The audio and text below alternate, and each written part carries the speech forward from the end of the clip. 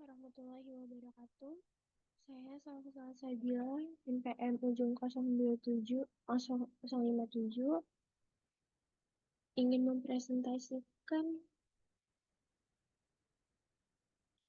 mempresentasikan hasil mini proposal saya.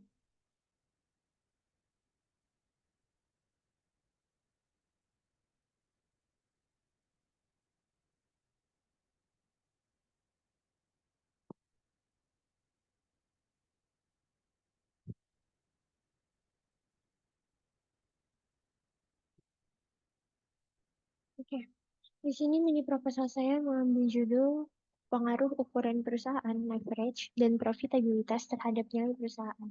Studi pada perusahaan infrastruktur yang terdaftar di BLI pada tahun 2019 sampai 2023.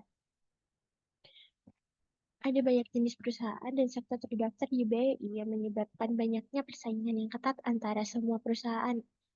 Oleh karena itu, masing-masing perusahaan harus lebih memperhatikan aspek-aspeknya seperti profitabilitas, leverage ataupun DAR, serta laporan keuangannya karena aspek-aspek di atas ada beberapa hal yang sering dipertimbangkan dalam BEI. Ukuran suatu perusahaan pun dapat memicu peningkatan minat para investor. Kasus yang saya ambil di sini adalah kasus yang baru-baru ini terjadi, yaitu kasus di PT Waskita yang saat ini harga sahamnya menurun drastis karena adanya kasus korupsi yang dilakukan oleh Dewan Direksinya sendiri. Sebelumnya harga saham Waskita ini masih naik, namun seiring berjalannya waktu menurun drastis. Sampai pada pengumuman harga saham diumumkan bahwa harga saham hanya senilai Rp216 per lembar saham. Jatuhnya harga ini didukung oleh sentimen negatif dari Direktur Utama Waskita. Rumusan masalahnya adalah apakah ukuran perusahaan berpengaruh pada nilai perusahaan, apakah leverage berpengaruh, dan apakah profitabilitas juga mempengaruhi nilai perusahaan. Tujuannya sendiri untuk menguji apakah ukuran perusahaan memiliki pengaruh terhadap nilai perusahaan. Yang kedua untuk menguji apakah leverage berpengaruh. Dan yang ketiga ada profitabilitas. Apakah profitabilitas berpengaruh terhadap nilai perusahaan. Yang kedua, selanjutnya itu ada manfaat penelitian. Manfaat teoritis sendiri yaitu penelitian ini diharapkan dapat menjadi acuan maupun referensi mahasiswa ataupun orang-orang yang ingin mempelajari pengaruh-pengaruh yang berdampak bagi nilai perusahaan. Yang kedua itu ada manfaat praktis. Penelitian ini diharapkan dapat menjadi aspek pertimbangan untuk para investor memilih perusahaan yang mau ditanamkan modalnya dan meminimalisir kesalahan penanaman modal.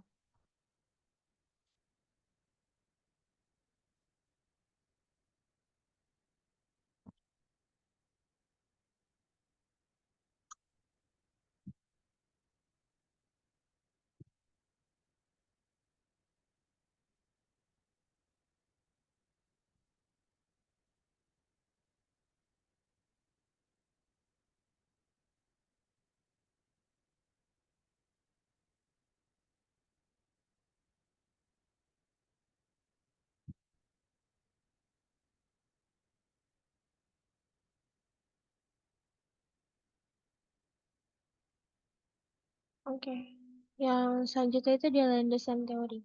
Yang pertama itu ada teori signaling, teori yang menjelaskan bahwa suatu pihak internal maupun perusahaan yang akan memberikan sinyal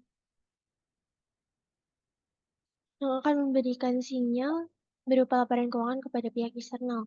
Teori agensi yaitu merupakan suatu hubungan antara prinsipal atau pemilik dana yang menyetorkan dananya. Prinsipal ini biasanya adalah investor yang menyerahkan atau menanamkan modalnya terhadap perusahaan.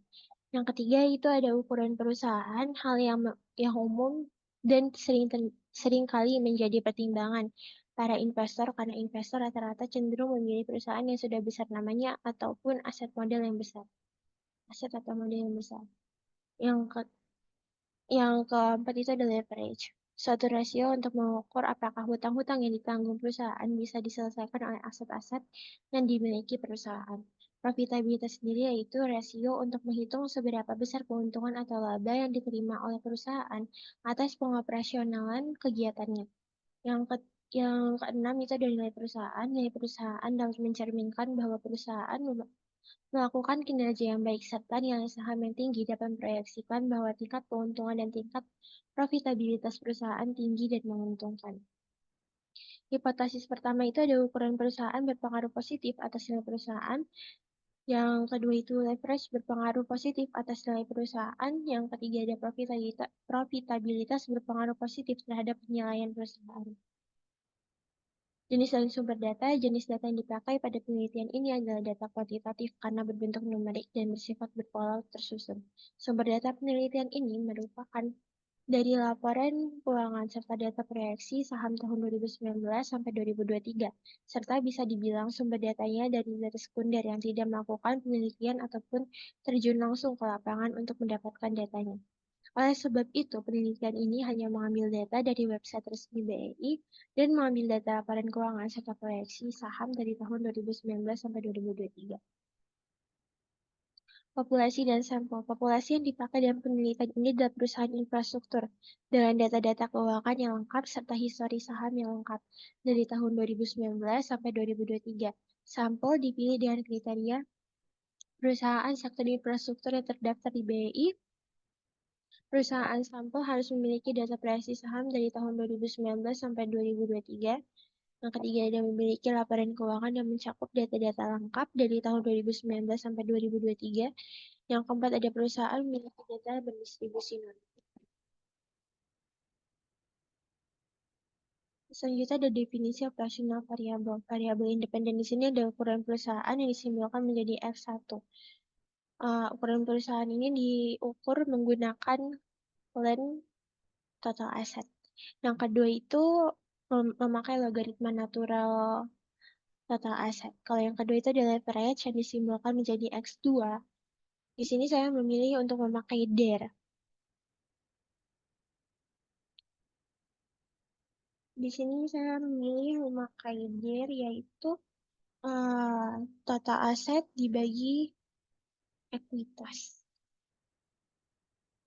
Ya, total hutang dibagi total aset. Pakai DER. DER itu yaitu liabilitas hutang sama dengan hutang dibagi total aset. Nah, yang ketiga itu ada profitabilitas disebut sebagai X3, yaitu laba. Saya memakai rasio ROA, yaitu rasio on asset, di mana laba bersih dibagi total aset. Terus yang ke selanjutnya variabel independen sendiri dan nilai perusahaan. Saya mengukurnya menggunakan Tobins. Rumus Tobins sendiri yaitu nilai pasar ekuitas ditambah nilai pasar hutang dibagi jumlah nilai buku ekuitas ditambah nilai buku hutang. Metode penelitian di sini saya menggunakan analisis statistik deskriptif dan analisis linear berganda. Thank you. Sekian, sekian presentasi mini proposal dari saya.